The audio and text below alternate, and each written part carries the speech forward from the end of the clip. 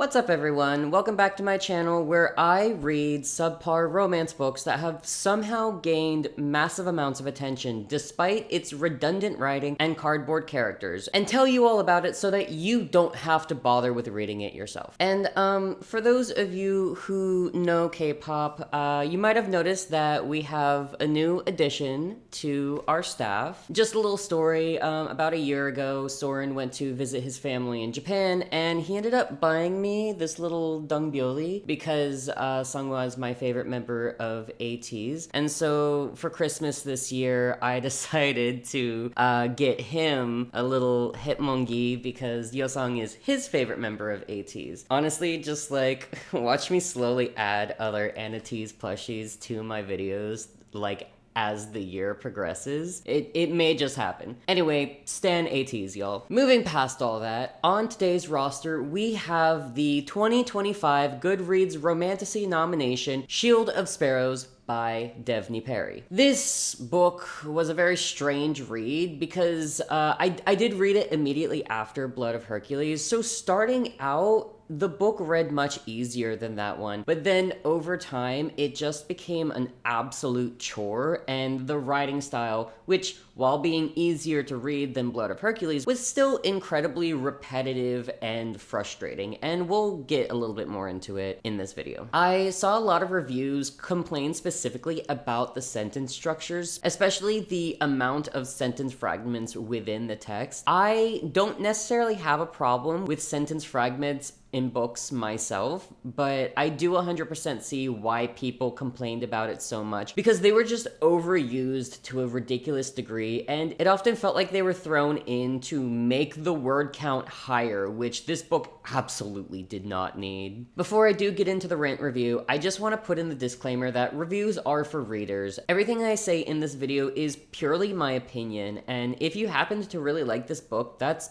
perfectly fine. Everyone is allowed to like different things. However, if you can't handle criticism toward the things that you enjoy, it might be in your best interest to close this video, because I don't want people getting bent out of shape just because some judgmental twink on the internet has too many opinions for his own good. And if you are the author or family and friends of the author, this video is not for you, and I would recommend that you do not pass go, because you're probably not going to like my thoughts on this book. Now that we've gotten all that out of the way, let's just get this over with quickly so I can end my suffering. The gods sent monsters to the 5 kingdoms to remind mortals they must kneel.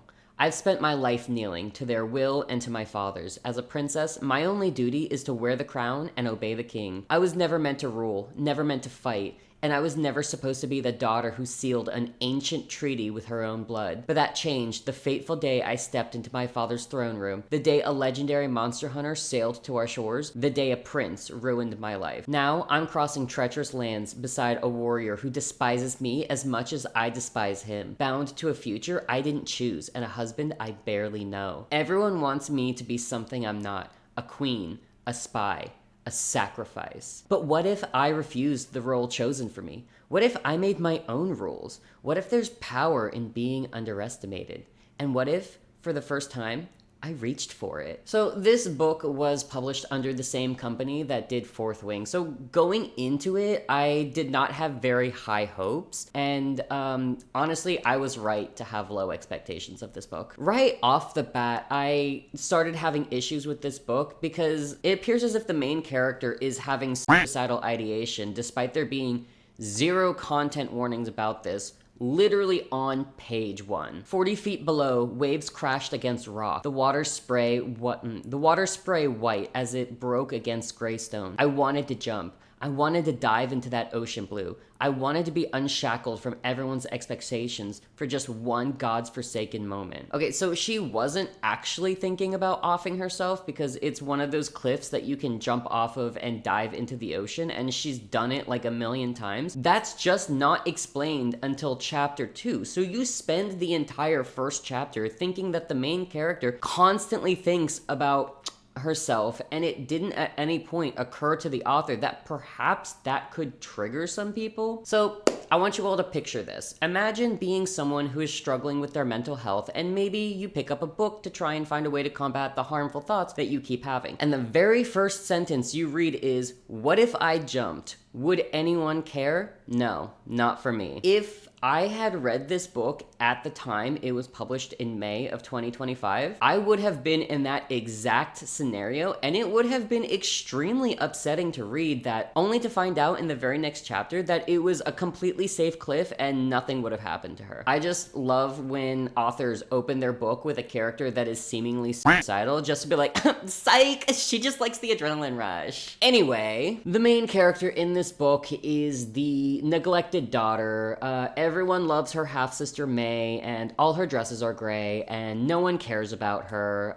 It really does a lot to show how much of a Cinderella she is at the start of this book, and almost to like a comical degree, like cartoonishly. May is the perfect pampered princess, but the female main character does something at one point in the book where she feels the need to point out that May is not a virgin, which felt a little weird. You can just say that she's mean and two-faced, and I don't really think that there was a need to be measuring her character based on the fact that she is also screwing the guard captain when she's engaged to someone else. Odessa is jealous of her sister because May gets to marry a prince and leave the kingdom. Meanwhile, she's betrothed to her father's general, who is 15 years older than her and is also just really condescending. And also, for some reason, her stepmother insists on dyeing her hair brown. This is never explained, and it's not something that is even remotely related to the story until, I shit you not, the very last page of the book. We get some lore about the first two gods creating animals for humans and loving their creations, which made their 6 children jealous, so they created monsters to remind humans how insignificant they are. Of those monsters, the worst is a giant bird-like creature called the Crux. Every generation or so, the Crux have this huge migration, and each time they just cause a lot of devastation throughout all the kingdoms. Odessa runs into a creepy priest of what's called the Voster Brotherhood, who possesses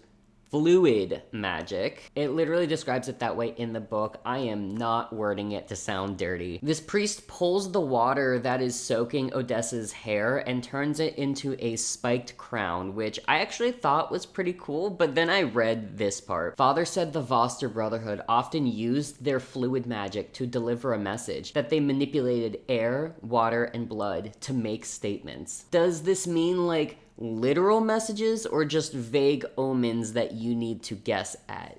It's unclear. And also, how is air fluid? There is moisture in the air sometimes, yes. I would know this because I am from Florida. But air itself is not a liquid. We literally learn about the 3 states of matter in like the 5th grade. Come on, Devney, do better. A bunch of people have arrived from the kingdom of Tura because trade routes are infested with monsters, and Odessa's father's ships keep sinking, so he's hired Turan monster hunters to take care of the problem, and among them is a guy called the Guardian, who has a lot of wild rumors floating around him. Odessa's fiance, Banner, hates the Guardian because apparently he and Banner's brother got into a fight over a woman, and he killed the brother, and then Banner's mother herself over it. Again, there is zero acknowledgement regarding mentions of in the content warnings. The author felt the need to mention poisoning, but for some reason it didn't occur to her that suicide or suicidal ideations should also be on that list, which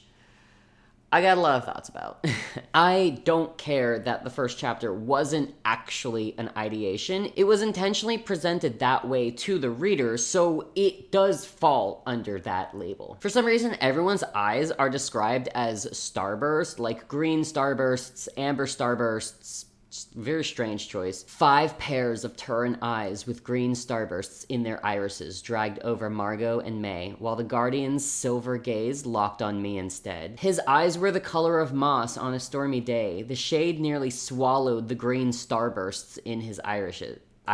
Both of these sentences appear on the same page. It's not until later that we're told that apparently there is some kind of magic link to the land you're born in, and so your starburst color is directly related to where you were born, and every single person has it, except Odessa and the Guardian. So that's how you know that they're extra special. We're introduced to Prince Xavier and the Guardian. The prince doesn't speak, but the Guardian shares a look with him and then immediately dismisses May and says that Xavier will be marrying Odessa instead. Also, apparently the Guardian's eyes can change color.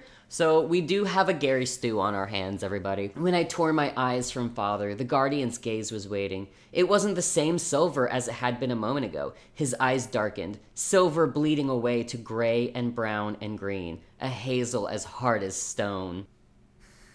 What? Xavier and the Guardian keep insisting on having Odessa instead of May, but according to the treaty, the king chooses the princess that will be married. Then the Guardian brings up something called the Chain of Sevens. Basically, because monsters are such an issue in this world, if a warrior can succeed in killing 7 female monsters, they are allowed to ask for whatever they want. Xavier killed 7 of the monsters that have been destroying the king's ship and has invoked the Chain of Sevens to overturn the original Shield of Sparrows agreement. I don't really know how believable I find this. I guess it would work if the world puts more value on monster hunting than actual royal law, but I did kind of like it, I won't lie. We are then given more insight on what's going on with the 5 kingdoms and the Shield of Sparrows. Basically, every kingdom lives in peace because they all rely on one another for some type of resource. So one kingdom has lumber for building, another involves mining, there's spice trade, agriculture, etc., etc. Because the migration is so destructive, they have an agreement that before every migration, 2 kingdoms will arrange a marriage of convenience to ensure peaceful trade. But it's not every kingdom marrying among each other, so I don't know how a marriage between Tura and Quentis would ensure peace with all of the other kingdoms as well. I thought it was an interesting arrangement until I actually thought about it for more than like 2 seconds, because what do the other kingdoms gain from only 2 participating in the arrangement? It doesn't make a whole lot of sense, but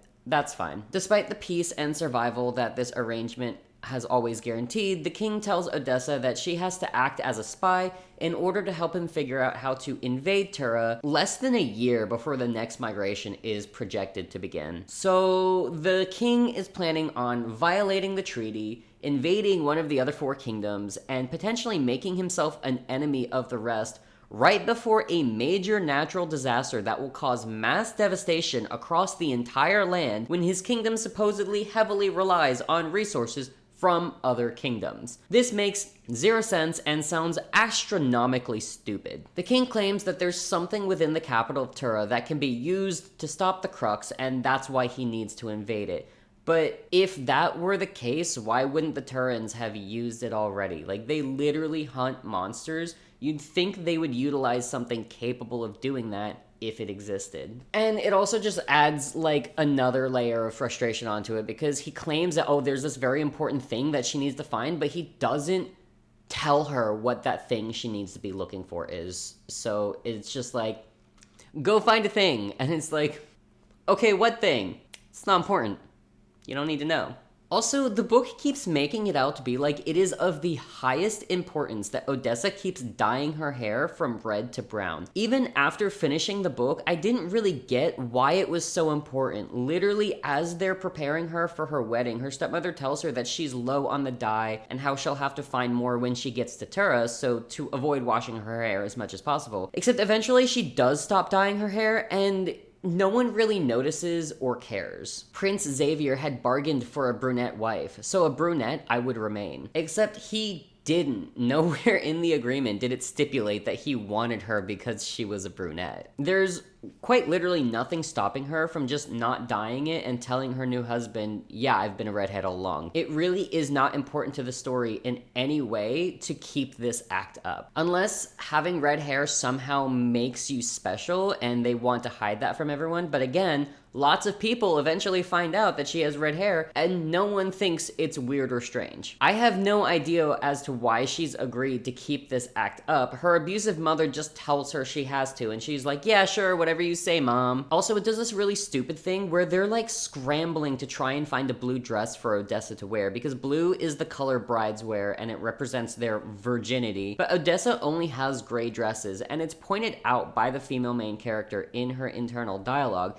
that the queen and handmaids all know that she doesn't own anything other than gray, but no one is pointing this out. And instead of just taking one of May's blue dresses, they're like, well, looks like we'll have to settle for this gray/white dress and try to pass it off as blue. You guys are literally the ruling monarchs. You're telling me that in the last several hours it's taken for you to prepare Odessa for her wedding, you couldn't find a single blue dress in the whole kingdom to give her. Like, you do realize you can just give her the dress May was going to wear and get her a new one, right? They're literally the richest and most powerful people in the kingdom, but apparently they are unable to find a single blue dress in the span of a few hours for the princess's wedding. This whole part was just so stupid to me, and it really truly, like I was saying earlier, it felt like it was just feeding into this like cartoonishly Cinderella levels of neglect. It was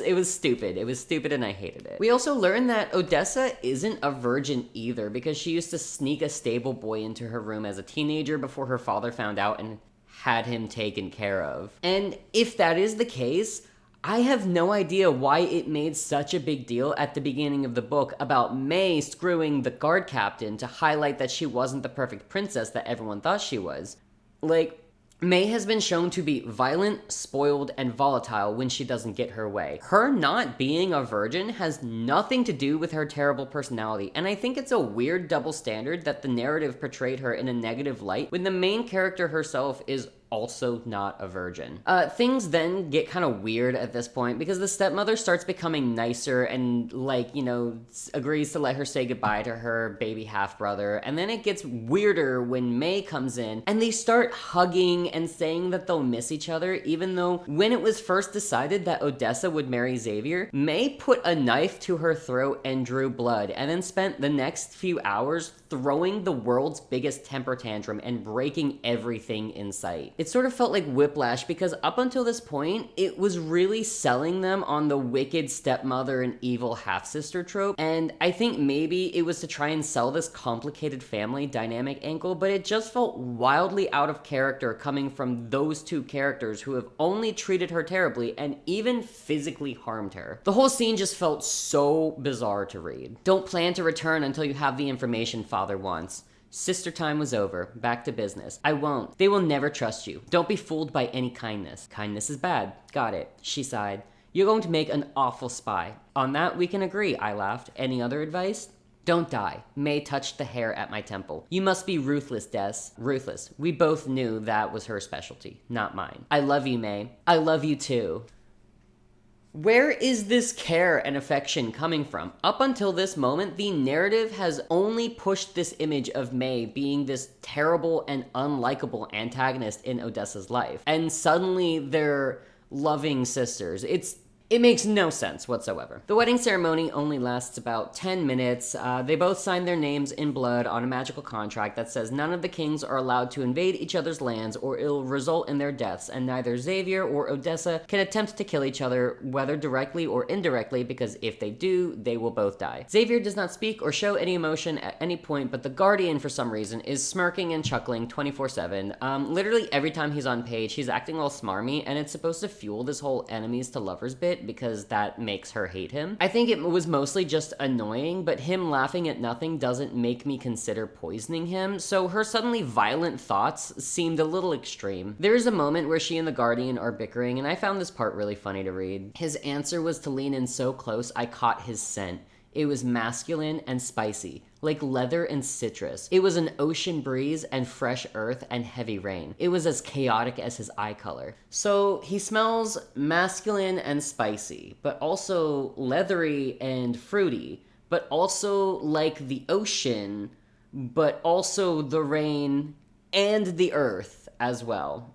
That's 7 wildly different scents, and I don't know how she doesn't have a headache from sensory overload smelling this man. Odessa's family is there to say goodbye to her as she's about to leave with the Turins, and everyone is looking all miserable, and once again, I'm not sure if I'm supposed to like or dislike her family. How did I say goodbye? What if this was the end? What if I never saw my family again? What if I failed? What if everyone I loved was killed in the migration? Everyone is being all emotional and telling Odessa to be careful and how she's stronger than she knows, and aren't these the same people who have neglected and abused her pretty much her whole life? Her stepmother is hugging her and fighting back tears when all she does is verbally abuse her. In one case, physically abuses her.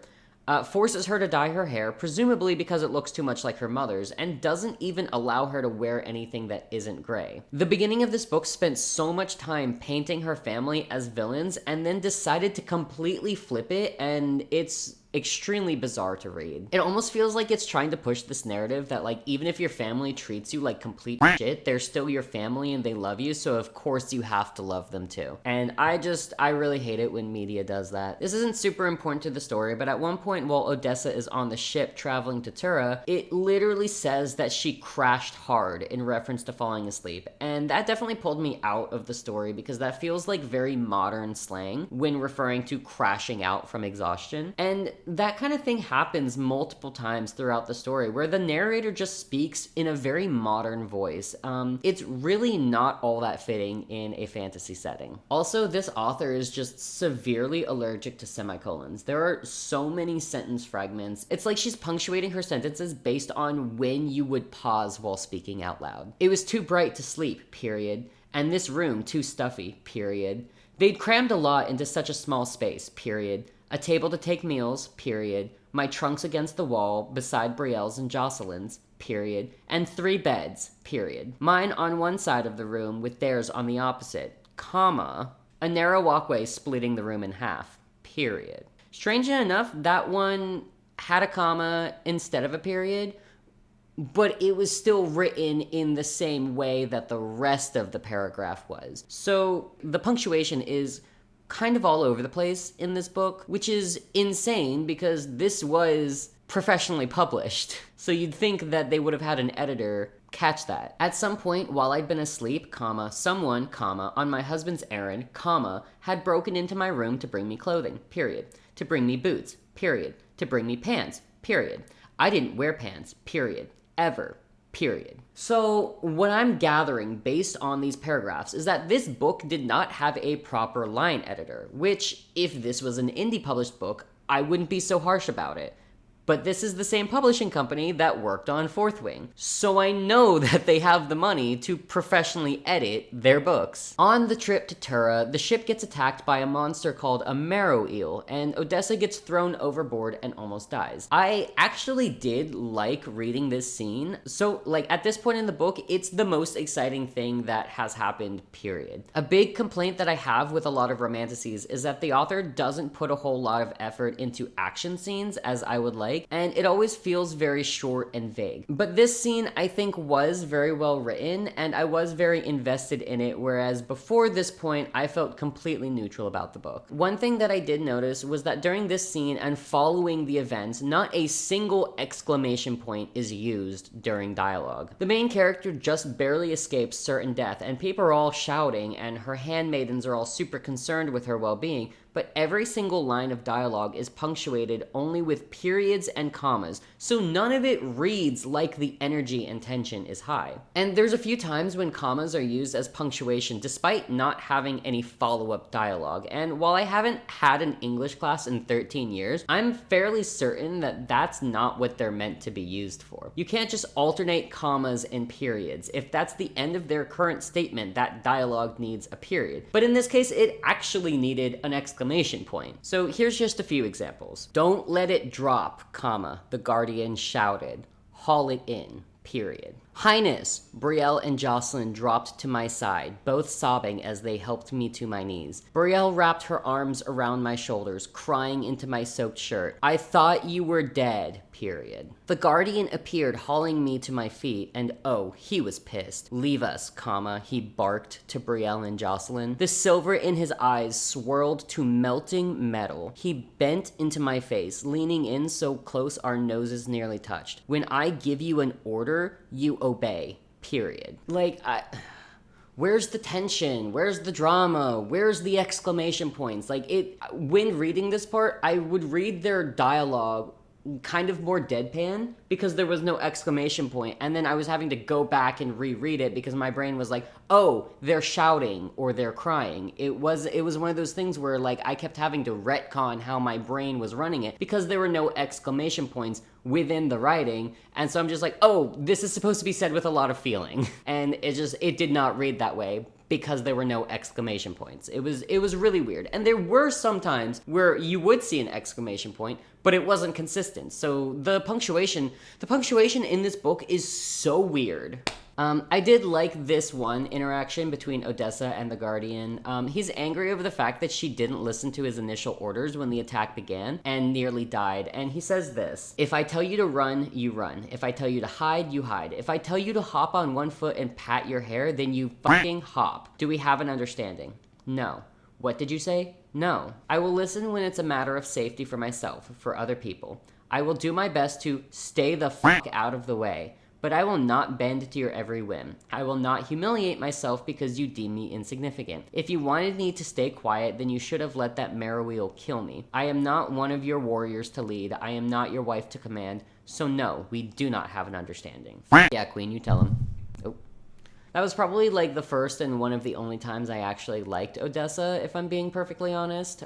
It's not like I hated her, but up until this point, I was just so uninvested in the overall story and the characters as a whole, and I feel like this was the first time she like had really shown any kind of personality that sets her apart and makes her interesting as a main character. I'm just being nitpicky right now, but there's this section after the marrow eel attack where the crew has it strung up and are draining it of blood, and for some reason this marrow eel has green blood, but it doesn't actually acknowledge that until a whole page later when the Guardian goes to dump the bucket out. Like, the book describes her looking at this thing and noticing the blood, but then the Guardian comes to dump the bucket, and only then is it like, oh my god, its blood is green. Shouldn't it be bleeding red? Why isn't it red? Like, girl, you were just describing how the blood had been dripping into a nearly full bucket 1 page ago. Why are you only just now realizing that the blood is green? I don't know if anyone else reads this way, but for me, when I'm reading, I'm playing the events like a movie in a sort of theater of the mind situation. So it's really aggravating when a continuity issue like this comes up, because I had just played this scene in my head where the blood was red because the author didn't state otherwise,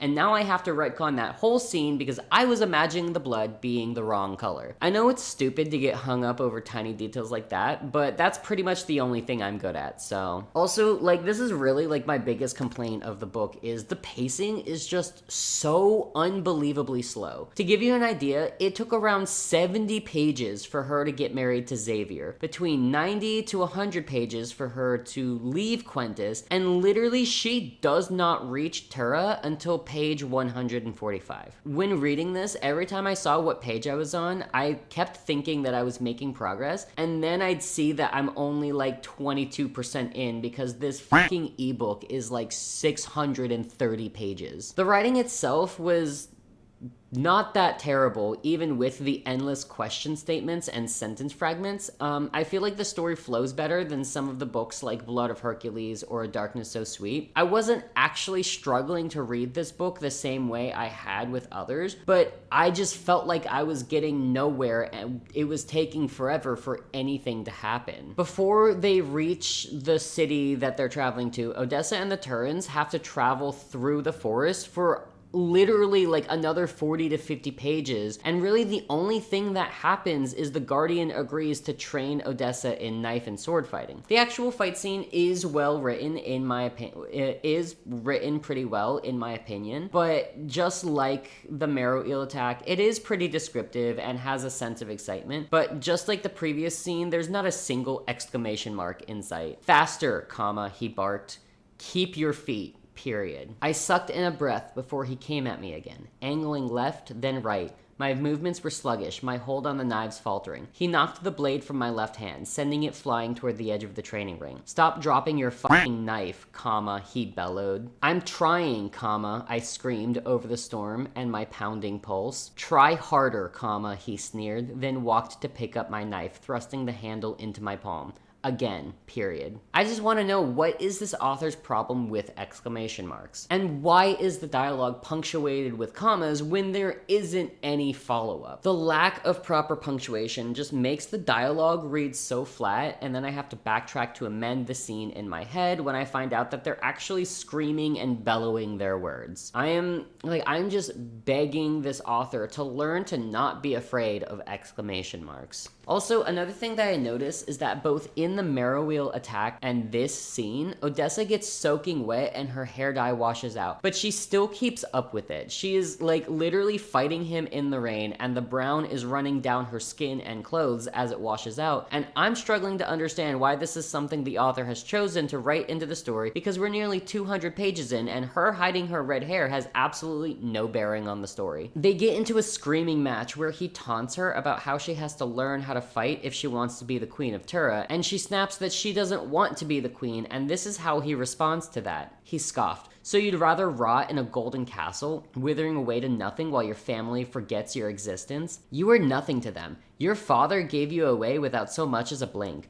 Your sister put on a show of bidding you goodbye, but I'll wager she's already in your fiance's bed. A man who also let you go without a fight. And don't you have a little brother? Did they even let you say goodbye? This isn't true at all. Her father did actually put up a huge fight over giving her away because May was the one he chose to be the Sparrow. Xavier, the Guardian, and the Voster priests all had to strong-arm the king with the Chain of Seven and threaten him with magic before he did finally cave into their demands. Her father might not care about her well-being, but he did actually do everything in his power to try and stop them from taking Odessa. Banner also had a huge fit over Xavier choosing Odessa, but once again, there was nothing he could do about it because they were all beholden to some ancient agreement that would kill them if they didn't follow through with it. I don't know why he's suddenly trying to gaslight her as if her family just happily threw her away because not a single member of her family approved of this arrangement,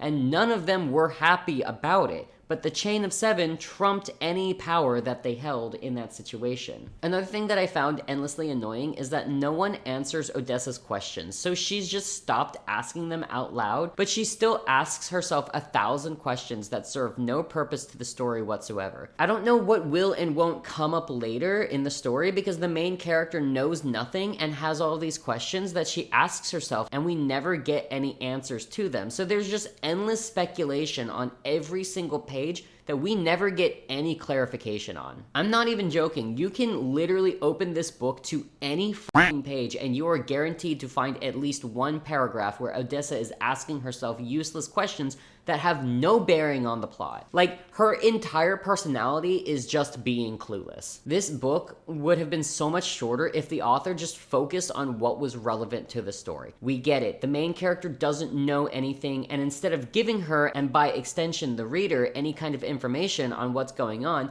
we just get a lot of useless questions and zero answers. Odessa is taken to this sort of treehouse settlement called Trio, or Triao. I don't know how to say this. I'm going to call it Trio. She's taken to this settlement called Trio, and not a whole lot happens here other than one day the king randomly shows up and has all of his soldiers raid people's homes and burn all the books. The reader's never actually given an explicit reason as to why he does this. It's speculated on, but never confirmed within the book. We do know that things aren't all that great between Prince Xavier and his father, and the king is bad news bears, and that's pretty much it.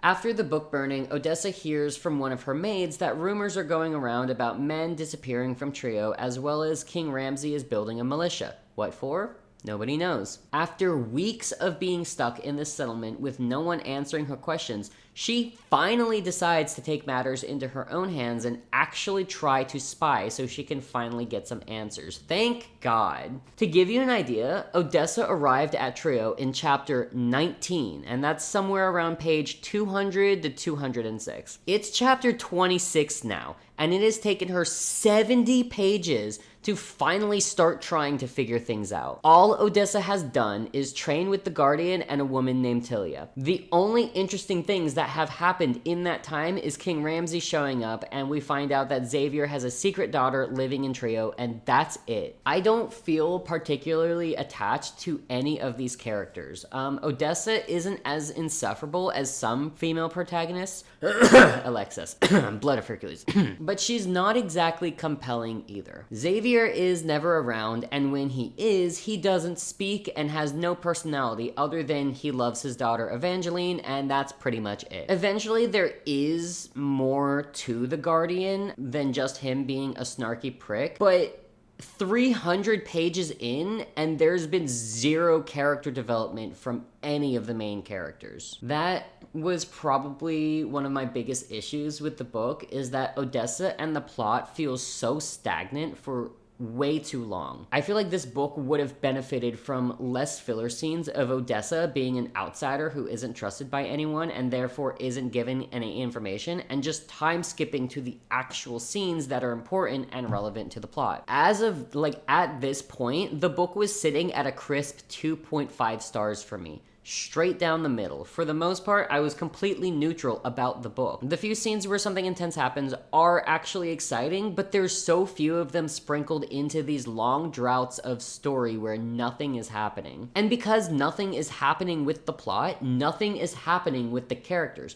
So 300 pages in, I'm sitting here with the exact same characters that I had on page 1. None of them feel all that compelling to me because they haven't been given the chance to be complex, because there haven't been any real moments to stand out. I can go multiple chapters in this book without finding a single relevant thing to talk about. I genuinely felt like I was grasping for straws. Like, okay, I read 70 pages. Surely I can find several talking points to discuss, and then it ends up being like one thing in almost 100 pages. Normally when I'm doing these deep dives, I have to remind myself to only focus on what's related to the plot to avoid spending like 3 hours ranting about pointless shit, but it was the exact opposite for this book. Anyway, Odessa's big plan to get information is to wash out her hair dye and then leave town with some traveling merchant, because Xavier and the Guardian both left Trio temporarily, and there isn't really anyone around that pays enough attention to her, so she pretends to be one of her maids in order to sneak out because no one will recognize her as a redhead. I thought that it was a pretty okay plan, but it did make me mad because it was clear that this was the only reason she continued to dye her hair, so that it would just suddenly be convenient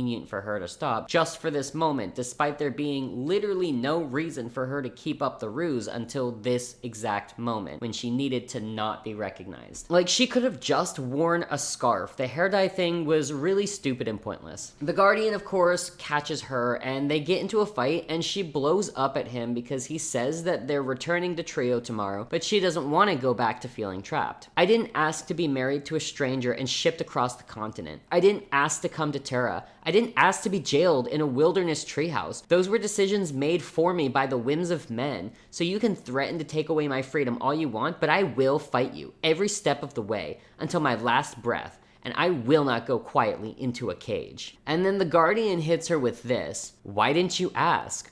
What? I stammered. Haven't you been granted your every request? If you wanted to explore Ashmore, why didn't you ask? Did you ever stop to think that maybe the door to your cage has always been unlocked, Sparrow, and all you had to do was push it open? Now, I know this Walmart brand Flynn writer is not trying to gaslight Odessa by saying that she was never actually a prisoner to begin with. I don't know, dude. Maybe she never asked because every time she had questions for people, they would completely ignore her and intentionally withhold information.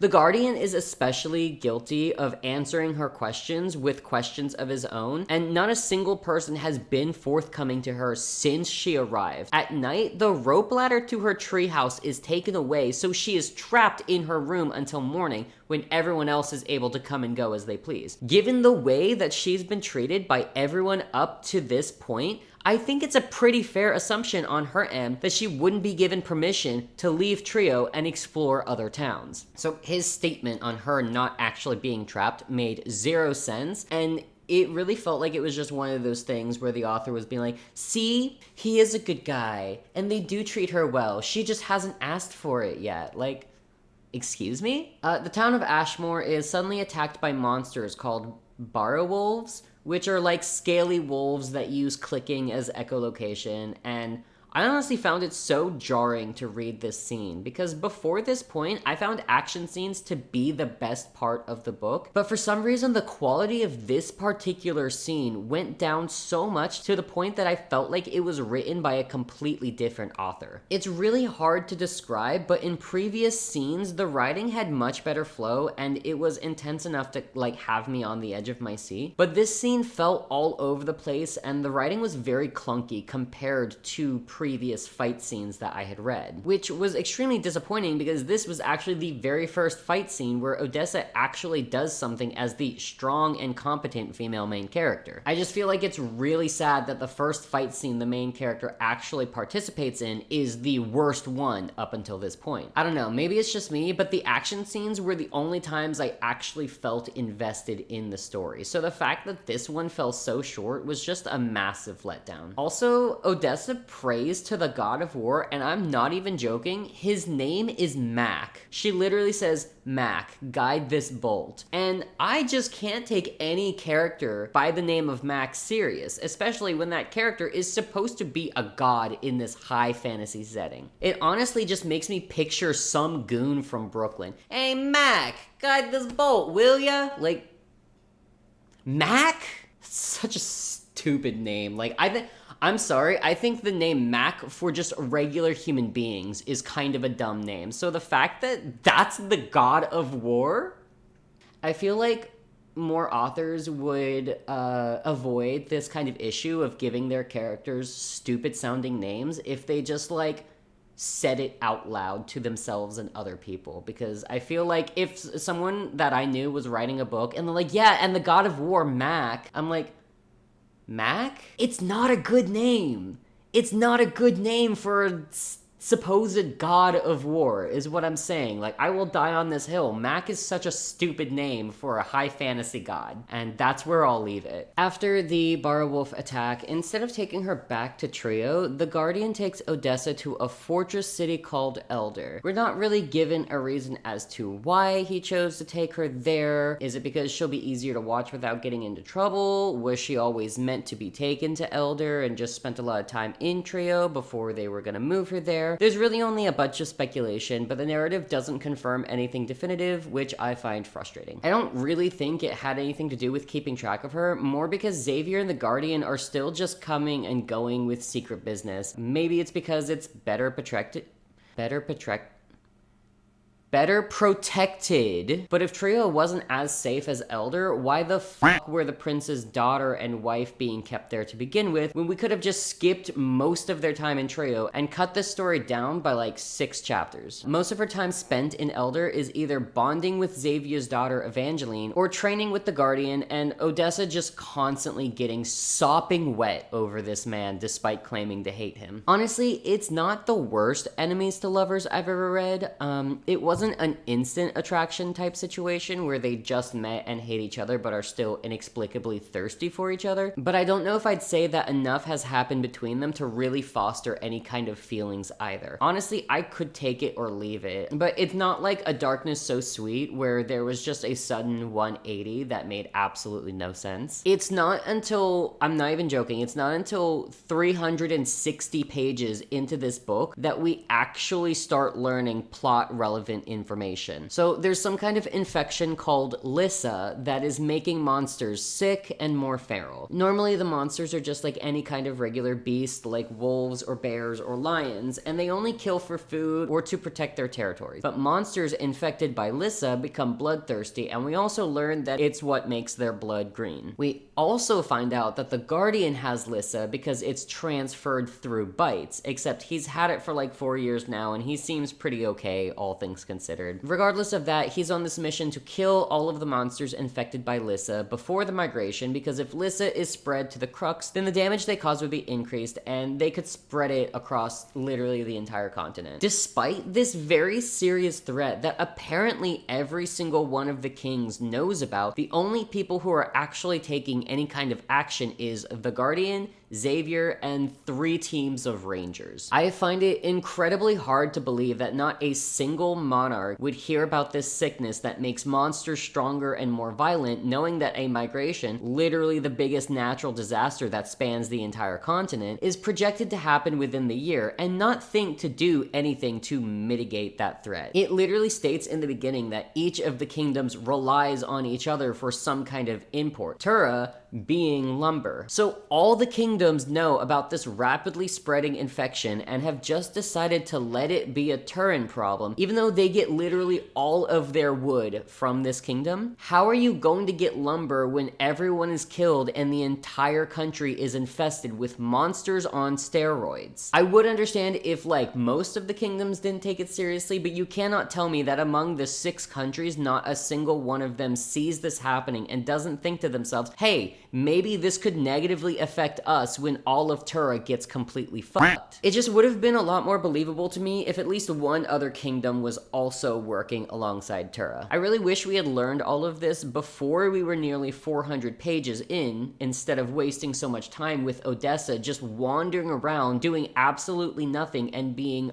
utterly clueless. After another monster attack, Odessa demands the Guardian lets her help get to the bottom of the Lyssa situation, and they go looking for a den because the monsters who attacked were male and female. The female looked like it had given birth recently, so they wanted to find the young to test if they also had Lyssa. When they do get to the den, all the babies died of starvation except for one, and in this moment, Odessa's white woman instincts immediately kick in, and she decides she's going to domesticate this large cat monster-like creature. What I found really obnoxious is she like runs over and picks this thing up before they even know if it has the infection or not. And when the Guardian points that out, she's like, we can just test it later. It's too weak to bite me now, so I'll be fine. Or you could use one of your knives to make a small cut to test if the blood is green, you fucking idiot. And that is eventually what the Guardian does, so I don't know why she was making such a big deal about waiting to test it, but I'm pretty sure that's just because Odessa is an idiot. Also, while they were speculating whether or not the cubs would have Lyssa, they only talk about it as if the mother would have had to bite them, and not once was the possibility of it being hereditary ever considered. There are a lot of diseases and infections that are passed from mother to child in utero. It just struck me as really weird for them to not consider that as a potential option for passing on the infection. So yeah, now Odessa has this special little monster that she's decided she's going to raise, and given my track record with romanticy main characters gaining animal companions, I was sure that this thing would be completely pointless to the story, and I'll tell you now, I was right. This stupid fucking cat monster serves zero purpose to the narrative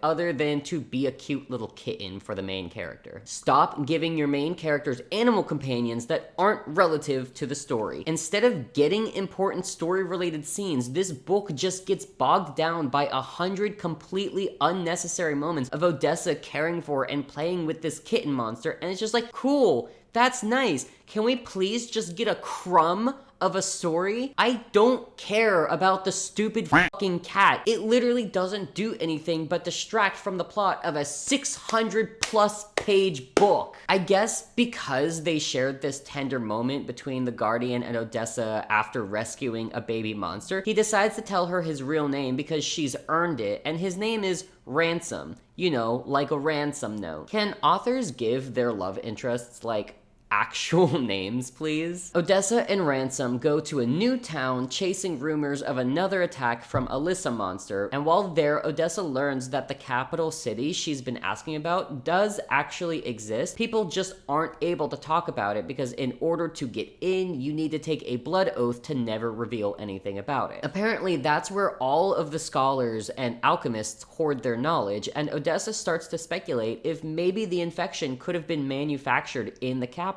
But Ransom gets really defensive and says that's impossible, but doesn't offer any actual information to back up his claims. And instead, he just gets pissy at her until she stops pressing him about it. I love when I'm 430 pages into a book and the author still refuses to give me any kind of explanation as to what's happening in the story. There's also some guy who runs a printing press that has been speculating on the rumors of the king's militia because anyone who joins just sort of disappears off the face of the earth. They never write back to their family or friends or visit their homes. Because of this printing press, King Ramsay himself shows up with his soldiers to burn down this guy's home, and he has this dramatic standoff with Ransom and Odessa where he talks about how she should be in the capital, and you know what? As much of a dickbag as this guy is, I 100% agree with him. She should have been taken to Alisaria like 200 pages ago. Instead, we have gone through the entire story bumbling around doing absolutely absolutely fuck all, and only just in the last 70 pages have we started getting on track for the plot. And I'm just gonna come out and say this because I spoiled myself looking at reviews for this book before I started reading it. Xavier is not the prince, it's actually Ransom. Xavier is just a body double. Normally, I wouldn't spoil something big like this for my viewers, but at this point, I'm pretty sure the main reason he hasn't taken her to the capital is because then she would know that he's actually the prince and her husband. And the author just wanted to drag it out for 500 pages, which is just so frustrating. You're not setting up a cool mystery with fun twists. You're just being exhausting, Devney. Stop it. At the beginning of the book, Odessa was asked by her father to procure a map of Tura, but because she hasn't been able to find one, she started making her own because the only thing she's good at is drawing. Instead of making a regular map though, she decided to do it by drawing it along the edges of loose papers with sketches so that the only way anyone knew it was a map is if they took all the pages and lined them up perfectly. This, I thought, was actually a cool idea, and I did like that. What I didn't like was the fact that she started doing all of this before learning that having a map of Tura is punishable by death, and it was just a happy coincidence that she happened to be making it in a way that it was hidden. It would have made way more sense for Odessa to learn about maps being illegal and start her own drawing of a map hidden within her sketches. At least that way she would have looked intelligent and cunning. Instead, she just happens to stumble into the smart decision out of sheer dumb luck. There really was no reason for it to have been done this way. I don't understand why the author felt the need to write it like that. She just so happened to have gotten inspiration to make a map in the form of a puzzle for fun before learning that she would be killed if she was discovered doing it. Yeah, okay. This book is dumb and slow and boring, and even when Odessa does something smart or competent, it is entirely by accident. When Ransom and Odessa return to Elder, she immediately walks in on Xavier and one of her lady maids, McFrickin. This didn't really make a whole lot of sense to me because not only has Xavier never once spoken in front of any foreigners, but her ladies maids were left behind in Trio when Odessa was brought to the Fortress City, and only just recently were brought there, I think like a week ago. So when did Xavier have the time to get to know this woman for them to start smashing? It's also really fucked up because her maids were essentially like her only friends since she came to Tura. Not to mention this woman is literally her servant, and I think it's really bold of her to be fucking the princess's husband. It really didn't make any sense for Xavier to be cheating on Odessa with her maid. She could have walked in on him with like any other woman and it would have been more believable, in my opinion. Odessa does this weird 180 where she's super upset and crying because even in her own marriage, she's not the first choice, and it gives her this inferiority complex, and then suddenly she's relieved and happy about it because she feels less guilty about the fact that she's been fantasizing about Ransom. And I guess her getting cheated on absolves her of the fact that she's been wanting to cheat on Xavier for a long time now. But it turns out that she never wanted to cheat on her husband with Ransom because Ransom is her husband and the prince. Apparently when Xavier signed the blood contract, not a single person present noticed that the blood being used was fucking green. And because Xavier kept silent, it was Ransom who spoke the vows out loud in his place. So this whole time she's actually been married to Ransom, and he tells her some bullshit about how he saw her jump off the cliff the day he arrived and saw that she dyed her hair. And I guess from that he somehow knew that she was the oppressed, unloved princess forced to live her life pretending, and he saw himself in her, so he chose her in order to set her free. Except he also chose her because he knew that her sister was trained to be a spy and wasn't gonna let her in Tura. So it's like, which is it? Did you take pity on the unloved princess and want to set her free? Or did you specifically choose her to keep from bringing a spy into your country?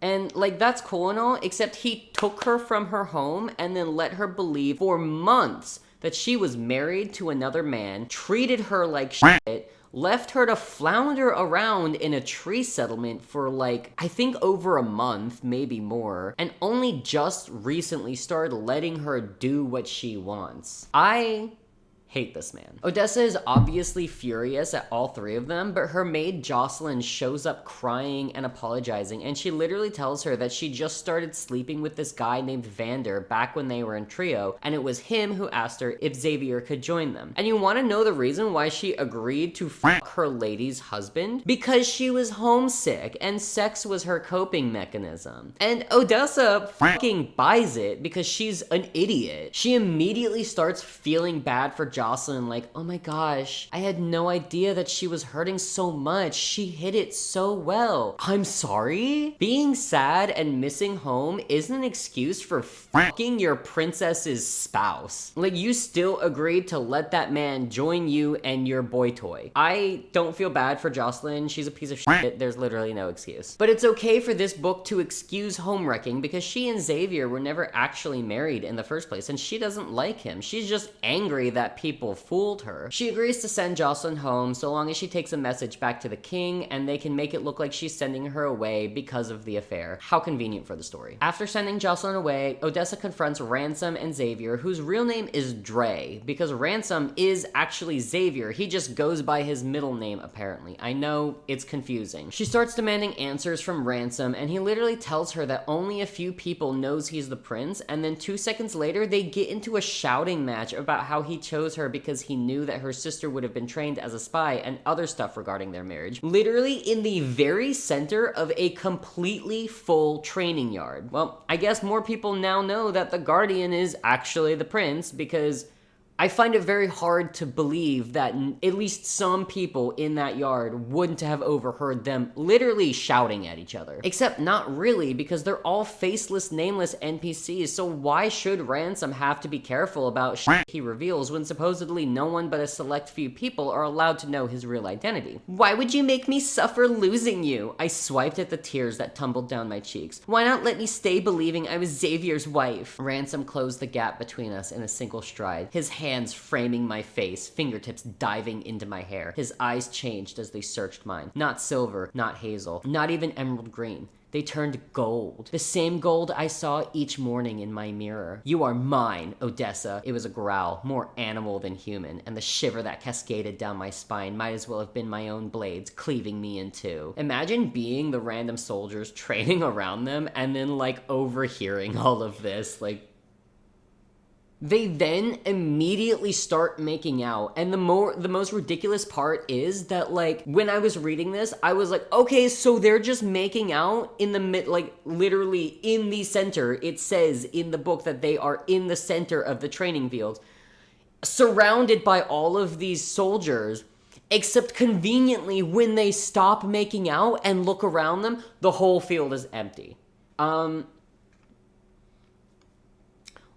What do you mean it's empty? Like, you can't just have it be completely full at the start of the scene and then conveniently empty so that no one happened to see Odessa kissing a man she isn't supposed to be kissing. That's not how any of this works. None of the people in that training yard knew that he's the prince, and clearly the author forgot that people inherently love to gossip. There is no way every single person would not see the fight start between the two of them and not immediately want to watch it play out. Like, that's not how crowds work. This book is just stupid. A week passes after this scene, and suddenly Odessa and Ransom are on talking terms again, because apparently she prioritizes what her coochie wants over the fact that this guy has been lying to her for months. Ransom is so infuriating because every time she tries to rationalize where Lissa comes from, he immediately shoots her down like, no, you're wrong. No, that can't be right. At first they thought that the infection was manufactured, so it makes sense that a scholar or alchemist in the capital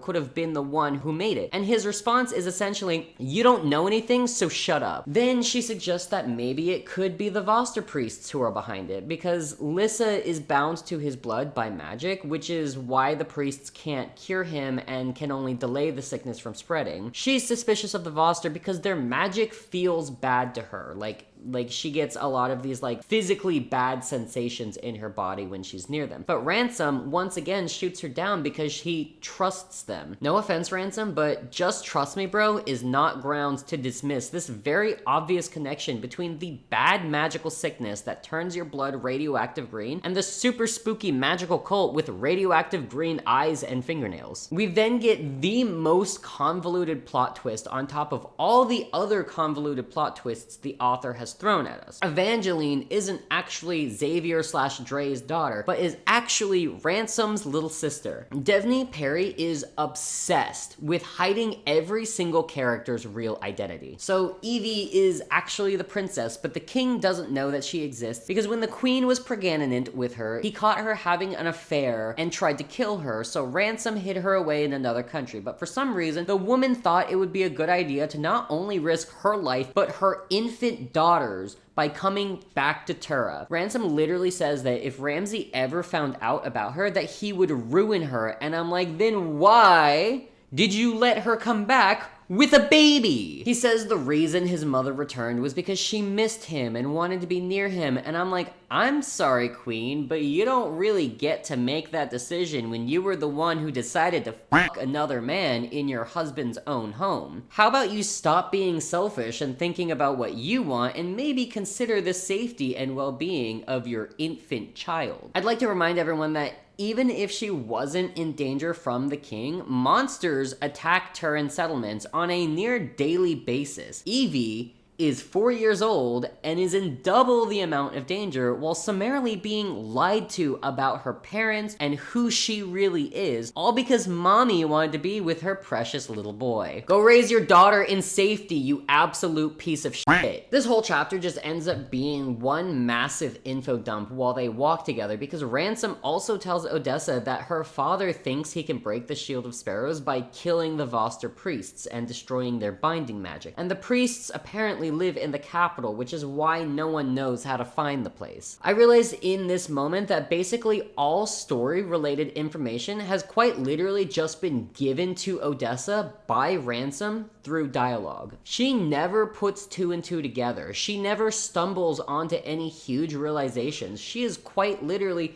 handed the plot by the love interest on a silver platter whenever he deigns to let her know. It immediately reminded me of Age of Scorpius, where the main character never actually does anything to progress the plot. Everything is just handed to her by another character who already has all the cards and has arbitrarily decided when she gets to have that information. So after that massive plot dump, the author does the only thing she knows how in order to make the story exciting, and that is to have monsters suddenly attack, which did actually work the first 2 or 3 times it happened, but at this point it just feels like monster attacks are the only way the author knows how to raise any kind of stakes within this book. Odessa sees a child next to the body of his dead mother, and one of the monsters sees her running to try and help the boy. It should have been a mindless, bloodthirsty beast, but it knew exactly where I was running, and in that moment, it seemed to smile. "No!" I screamed, still running, as it lunged for the boy. 3 massive strides, and it ripped that child's head from his body, tossing it to the side. This was also not in the content warnings.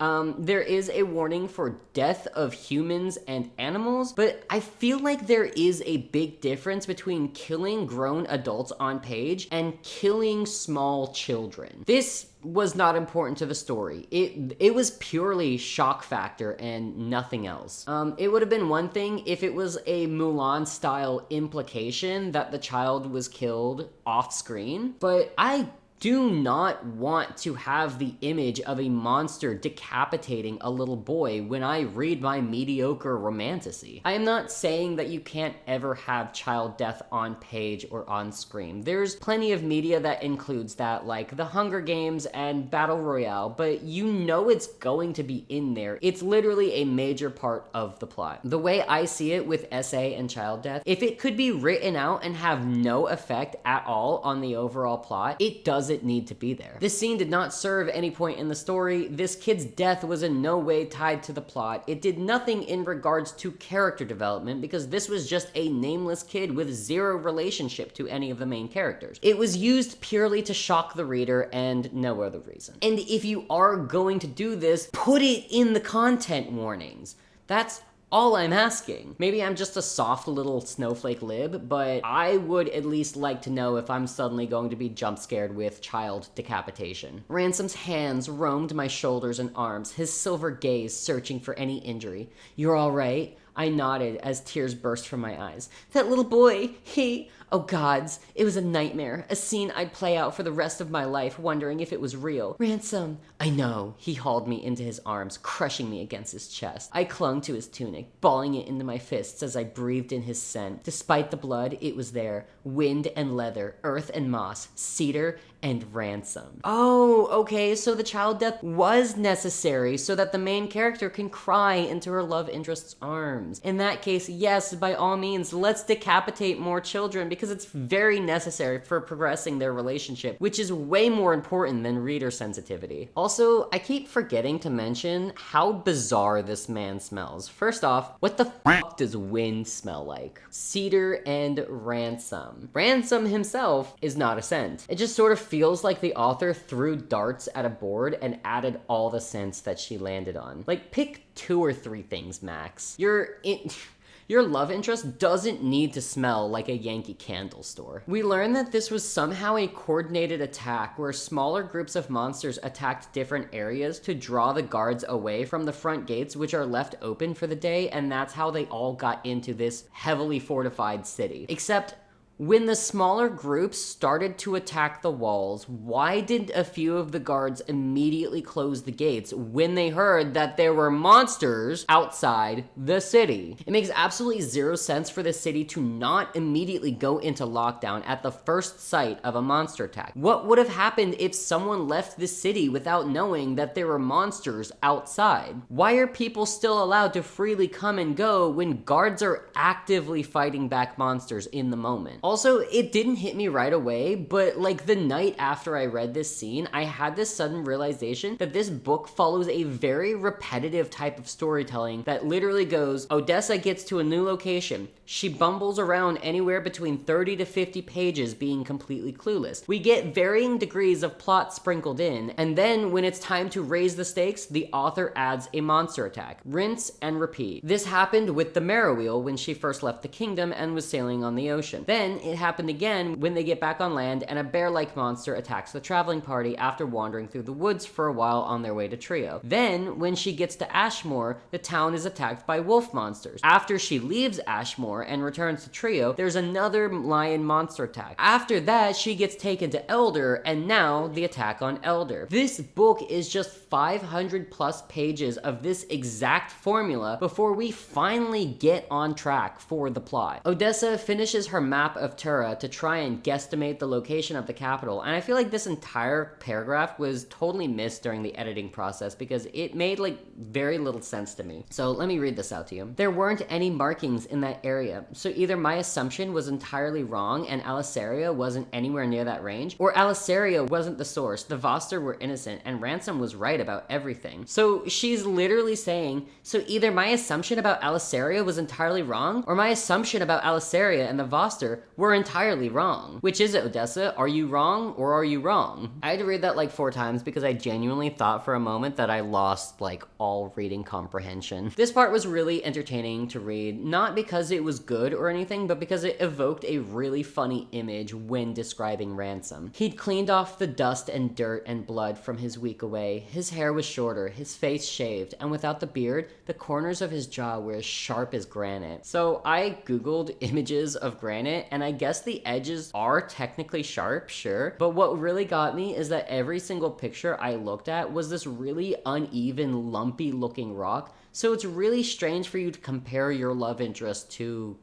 this. His jaw is a rough, uneven, bumpy mess? Okay, put the beard back in that case. When you're an author trying to be new and creative with descriptors to make your main male character sound sexy, but you didn't think it through and ended up comparing him to an ugly rock. Ransom wore fresh clothes, his tunic open at the throat, revealing a slither of smooth skin. He was breathtaking. His eyelashes framed moss green irises, my favorite color. He smelled of soap and masculine spice. my favorite scents. The amount of times I have to read about this man's Mary Sue magic color-changing eyes and his 5-way scent that the author can never keep consistent is so fucking exhausting. Instead of giving us plot, she has to take every opportunity to remind us that this guy smells like dirt and air and spices, but we never know what spices, just that they're masculine, whatever that means. When did we start gendering spices? Leave a comment below which are the boy spices and which are the girl spices. Bonus points for anyone who can tell me which are the non-binary, trans-masc, and trans-femme spices. But you do have to tell me why you think those spices are trans. They start getting nasty after professing their feelings for each other, and apparently his eyes are inventing never-before-seen colors that can't be named from how horny he is over this woman. He swept me into his arms, his body covering mine as he kissed me until I was breathless. His elbows bracketed my face, his eyes a color I'd never seen before, a color without a name. They encompassed every shade of green from emerald to jade. Petition to call it guacamole green. This man immediately drives inside of her, author's words, not mine, with zero preparation. Listen, I know this is a fantasy, but I refuse to suspend my disbelief for unrealistic sex scenes. I've actually DNF'd books for scenes just like this. I don't care how sopping Odessa is down there. She hasn't done it in a while, and that shit is gonna hurt. So unless he's like really small, but I doubt it because he's the romantasy book boyfriend, so you know it's gotta be bigger than the average man. Like, there was almost no foreplay in this scene at all. They kissed and dry humped each other, and then he tweaked her nipples for 2 seconds, and then instantly shoved it in without any fanfare. So I guess in a way, Devney did get one thing right, because that is typical cis-het man behavior. I whimpered against his lips, holding tight as he rocked us together, and an inferno blazed beneath my skin. It was too much. Too intense.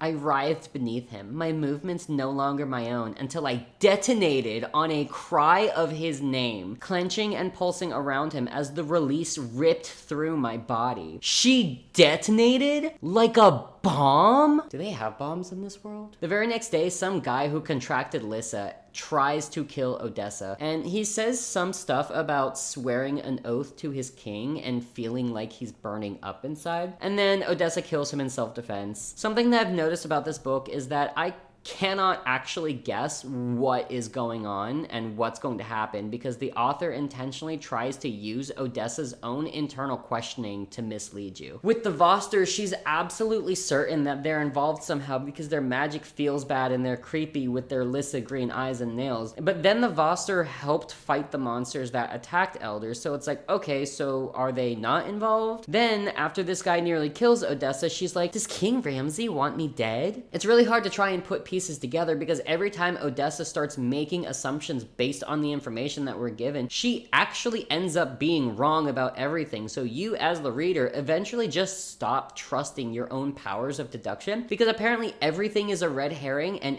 everything the author throws at you is meant to mislead. Red herrings are good. Misdirection in a story is good, but it only makes a good story when it's used like once or twice. Even the truth of Ransom's mother is a red herring, because the story leads you to believe that it's Kathleen when it turns out to be the woman who's been watching Evie that barely ever shows up on page and is presented only as this strict and uptight nursemaid, until all of a sudden she's the queen, despite the fact that there were zero signs pointing to her at any point throughout the story. You guys remember when the Wanda and Vision writers came out and like said that they intentionally changed the script because the fans predicted where the story was going, so they switched it up at the very end as this sort of gotcha moment and everyone got mad about it? That's literally what reading this book feels like. The author intentionally dangles false clues in front of us over and over, just to be like, psych, you stupid bitch. It was not that at all. You're wrong and stupid and an idiot. A plot twist is good when you haven't seen it coming, yes, but it still needs to make sense when it happens. It only works when there was previous foreshadowing that suddenly makes sense when it was seemingly innocuous and unimportant that you didn't pick up on it, but then clicks with the big reveal. reveal. Luella, being Ransom and Evie's mother, didn't feel like that because there were never any subtle hints dropped that suddenly made sense in the grand scheme of things. These aren't clever and well thought out twists. The author just jerks you in any and all directions until you eventually get to the point where you stop trying to guess what's happening and ignore any hints that are served to you because you know it's probably going to be wrong, so what's the point of trying to put two and two together? Ransom, I whispered, tracing the strong line of his nose. There was a slight bump at the bridge that rippled beneath my fingertip. It was one of many features I'd discovered about my husband's face over the past 2 weeks. His eyelashes were the purest of black and as soft as feathers.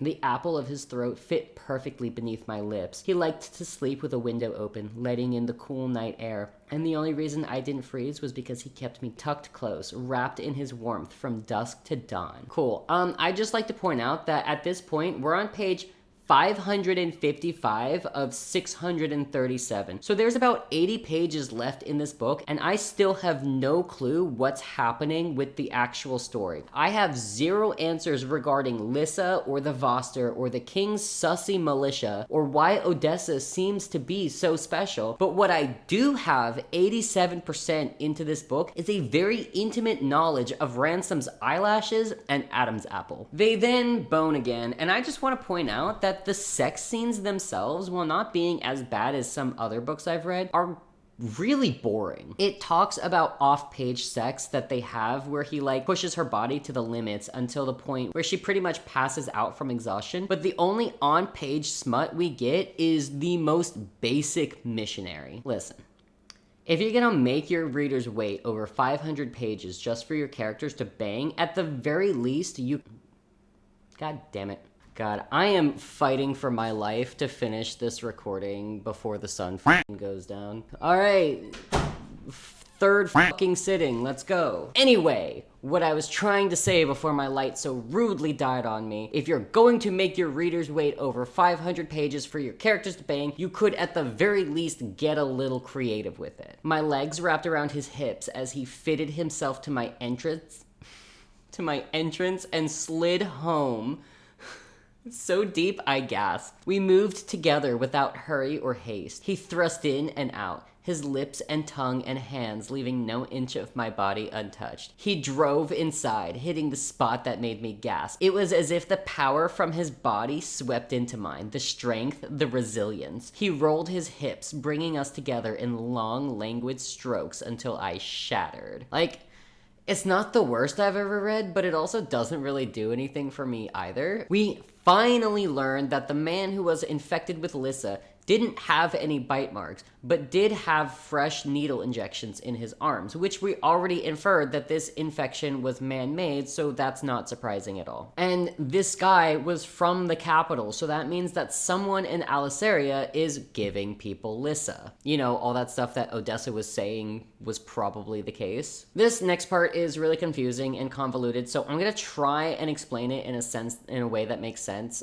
Please bear with me. So, Kathleen has been giving Odessa books to try and leave clues to the truth, and despite never once in her life being able to put two and two things together or being right about any of her previous assumptions and predictions, suddenly Odessa is extremely intelligent and realizes that the person who created Lissa was Ransom's mother, Luella. You know, Evie's nursemaid who, until a chapter ago, has been one of the most forgettable and inconsequential side characters in the entire book. So basically, Luella became obsessed with alchemy before she was married and started experimenting with extracting magic from monsters because they technically are magical beings, they just can't tap into that magic the way the Voster can. So she decided she wanted to make elixirs to make humans stronger and less susceptible to illness. When Ransom was younger, he got into a really bad training accident and lost a substantial amount of blood. So in order to save his life, she gave him one of these elixirs without his knowledge or consent. This did not create Lissa, but when he was bitten by the Barrowolf 4 years ago, the monster's saliva was apparently the catalyst in activating this elixir and changing him, giving him all of these abilities. Where this gets stupid is that apparently the elixir in his bloodstream also serves as a catalyst in changing this monster and starting the infection. And so this one-eyed Barrowolf got Lissa as well and is now the one infecting other monsters by biting them like some kind of werewolf. This all made very little sense to me. But yeah, this quite literally came out of nowhere.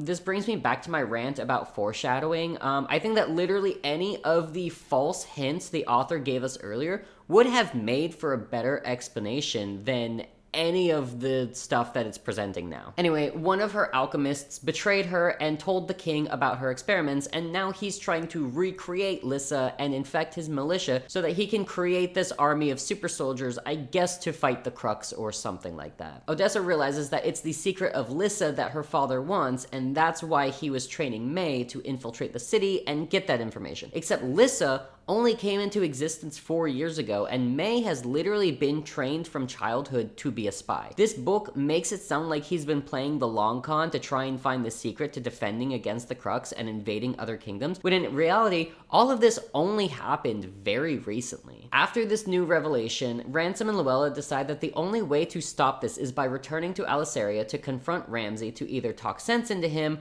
or kill him. Of course, Ransom refuses to let Odessa come with them, so instead she starts devising a plan to return to Quentis when they leave and take all of the information she's gathered back to her father and use it as leverage to get answers to things as to why the Voster were interested in her heritage and resources on how to find a cure for Lissa and gather her father's army to fight against Ramsay's militia. Except literally none of that happens, because before anyone can do what they said they were gonna do, Ramsay shows up with an army at Elder in the middle of the night. So what was the point of doing all that planning to just not go through with it in the end? It's one thing if something unforeseen happens and you suddenly have to change plans. Like, that's pretty much the formula for every great heist. You make a solid plan, the plan goes to shit, and then you have to improvise and make a new plan as you go. The only difference is, in those cases, they at least got part way through said plan before everything starts going wrong. In this case, everyone is just saying, here's what I'm gonna do, and then literally the same day, the big bad shows up to be like, yeah, so literally none of that is happening. This is the reason that this book is so fucking long for no reason. The author wastes so much time throwing in pointless shit like these plans just to do all with them. It's not clever at all. It's just incredibly frustrating. In an earlier scene, Odessa is playing hide and seek with Evie and finds a hidden compartment with 3 of Luella's research journals, one of them having the same symbol of a mysterious necklace that Odessa has had since she was a child. And instead of confronting Luella about the symbol or taking the book, she just says, cool, I'll come back for these later. Like, no, you won't, because now you're being attacked by the king. Why didn't you just take the books when you found them so that you would have them? It makes no sense. And, God, this next part is kind of a lot, so bear with me. So Jocelyn turned out to be a spy for Odessa's father, and she and Banner are there with Ramsay, because I guess they put 2 and 2 together about Luella being the queen and told Ramsay. Why Banner and Jocelyn are currently with Ramsay? No idea. He just said that he struck a deal with her father. They get into this big conflict because Ramsay wants to kill Luella, and no one can stop him because everyone has taken a blood oath and can't harm the king, except for Odessa, because she never took a blood oath, so she grabs a sword and threatens Ramsay to let her go. He disarms her and then throws her to one of the Voster priests, and when this dude touches her, his magic causes her like this immense amount of pain, and in this exact same moment, the Crux suddenly appear, even though they weren't meant to start their migration until spring. Jocelyn is killed instantly, and honestly, that was actually really disappointing because the twist of her being a spy the whole time was actually pretty interesting, and Odessa had this whole inner monologue about how she'd been played by her lady's maid this whole time, and that she was going to kill her the first chance she got. I actually would have f***ed with that so hard, being betrayed by your maid who you thought was your friend turned homewrecker, only for you to find out that she was a spy working against you and becoming a personal enemy. I feel like it would have been really satisfying to get revenge on her, but of course, Devney is unable to follow through with anything that she sets up, and it's easier to just cut her out of the picture. I'm not even kidding. Reading this book, it genuinely feels like the author started writing all these ideas, but realized that she actually didn't know how to pull any of them off, so she just took a sharp turn and intentionally ruins it all in favor of writing something that's a lot easier to execute. It's giving I want to look smart by setting up all these cool ideas, but I don't actually have the means to write them, so I'll just burn that bridge at the first opportunity for the sake of writing something that takes way less brain power to pull off. The Crux attack and everyone is dying left and right, and it's absolute pandemonium. I might have considered this an interesting ending, except that it follows the exact same pattern that this book has been cycling through since the very beginning. Sure, we got a few more answers regarding Lissa and its creation, but we still know fuck all about what's happening with the story, and then suddenly the author decides, oh, time to make things exciting with yet another monster attack. Odessa and Evie are led to the dungeons by Ransom, and he tells them to escape Elder and meet up in trio. While fleeing through the underground tunnel, Odessa runs into a Voster priest who has her horse and doesn't actually have any nefarious plans in store for her, so now all three of them are fleeing together. The final chapter of this book is from Ransom's point of view. After Odessa escaped, he'd been swept up by a crux, but he managed to kill it, and then they were both sent plummeting back to the ground. He passed out in the fall, and when he woke up, instead of the body of a giant bird, his sword was buried in the naked body of a woman with bright red curly hair, just like Odessa's. And that's where it ends. So I guess gingers don't exist in this world, and they're all secretly monsters. I just... that last reveal, that final bit...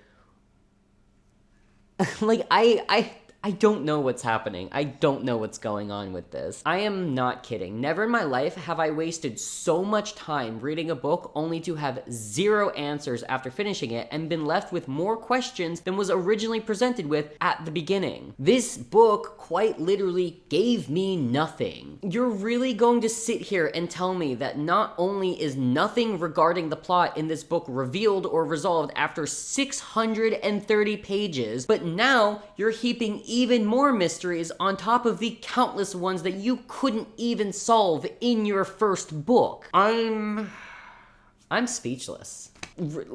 Finishing this book left me absolutely speechless. It was just a massive steaming load of nothing. We don't know a single thing going on with the king's intentions, or Odessa's heritage, or the Cruxmization. Migration, or the Voster. The only thing that we learned in over 600 pages of this hot garbage is the origin of Lissa and literally nothing else. I'm so mad. Like, I've never been so angry after finishing a book. I can't believe that this is a professionally published book. I could have understand if this was independently published, but how did this make it through line editing and developmental editing? It's littered with poorly written segment fragments, inaccurate punctuation, and has absolutely zero development. Like, the development is non-existent in this book. I saw a video recently about how big publishers are just getting lazier and not actually editing their books properly to save money, because so long as you have a following and you put enough tropes in your story, they can make bank off of your romantasy without actually putting in effort to refine it and make it actually a good story. And I really honestly see it with the last few popular books that I've read. Aside from like 2 moments where Odessa stood up to Ransom, Guardian Xavier, whatever the fuck you want to call the man with 1,000 names, she was such a boring and annoying main character. There's nothing wrong with being curious, but at the same time, Odessa spends the whole book asking 1,000 pointless questions and then doesn't even attempt to get the answers to those questions she's asking. Aside from her realizing that Luella was Ransom's mother and like the one who created Lissa, not once in this book does she ever make a guess that is correct. Every other time in the book, she is literally just stumbling onto the correct answer. She's not particularly clever or resourceful, and any information regarding the story is quite literally spoon-fed to her, and by extension, the reader, by Ransom or some other side character. Ransom is your typical snarky and brooding love interest, and there's nothing that really sets him apart from any of the other book talk boyfriends. Like, he's just a hot guy who lies and treats the main character like shit for a good portion of the book, until suddenly they're in love without any real work being put into building a relationship between them. Overall, this book was just a huge waste of time, and it had so many random filler scenes that could have been written out entirely to make this garbage book shorter, because there was absolutely no reason for it to be over 600 pages when almost nothing was going on until the last 100 pages. Honestly, I kind of regret reading this book because it was bad, but it wasn't even bad in a way that I could make fun of it for content and crash out over how it makes no sense. There was very little to actually talk about regarding this story because there's very little going on in the story. But yeah, overall, this book was just a big fat disappointment and a massive waste of time. I would not recommend reading it. And it was so weird to me because I didn't hate reading this book starting out. Like, I didn't think it was amazing, but it wasn't the worst thing I'd ever read either. But over the course of the book, I just started to build so much resentment over the writing style and all of these decisions that the author made to drag the story out as long as she did without providing any real satisfaction regarding all the mysteries that she set up in the book. I'm not saying that she had to resolve it all by the end of the first book, that, like, there's nothing wrong with making the first book in a series a setup for your world and story that will be spanning multiple books, but you still have to give your readers something at the end of it. It doesn't feel good to get through 600 pages of a book only to realize you still have no clue what's going on and have to read what I assume is going to be another 500 to 600 page book just to get the answers you were deprived of in the first one. That's not good storytelling.